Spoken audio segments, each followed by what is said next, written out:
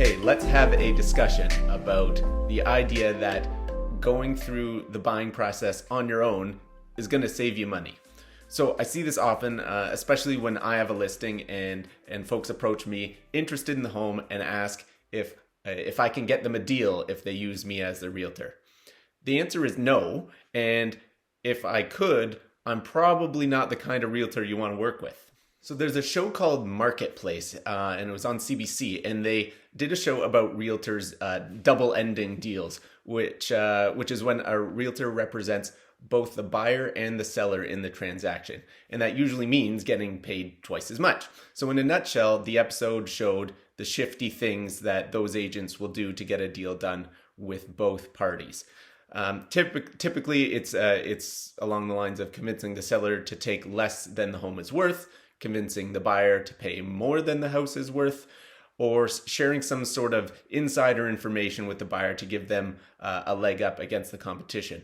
All of these, by the way, are in total violation of the industry's code of conduct, but it's a great episode, and I highly recommend finding it if you haven't seen it.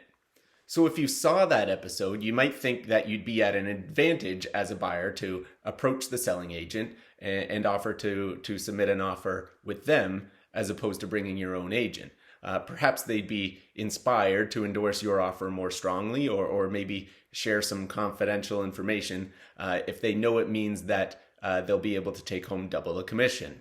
Or maybe you decide to go it alone because you're just new to the home buying process and you didn't actually realize that you don't pay your agent when you're buying a house. It's actually the seller that pays the commission for both the selling and the buying agent. So the buyer pays nothing.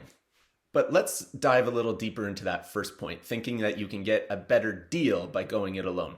And I think I can make this really simple.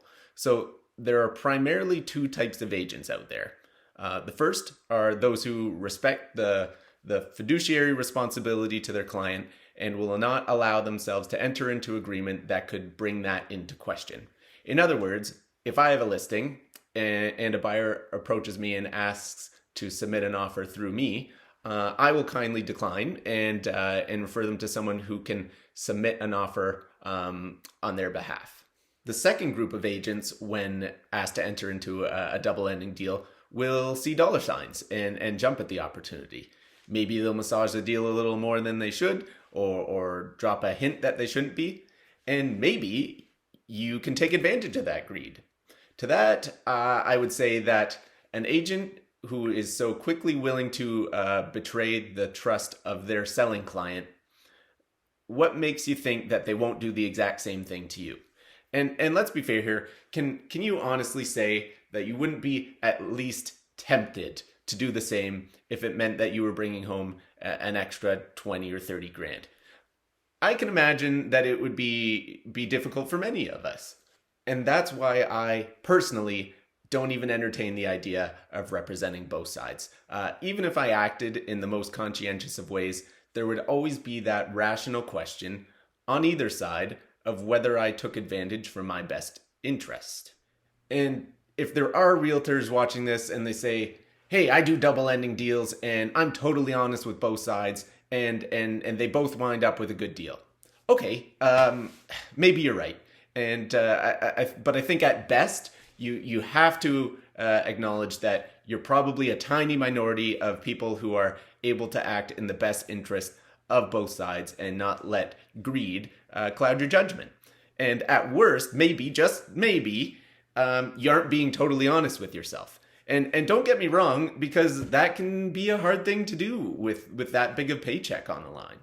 So in summary, use a buying agent you trust, people. It's free. There is no good reason to sign yourself up for that amount of risk. It's just too easy to get duped, and you probably aren't going to notice it happened until it's too late.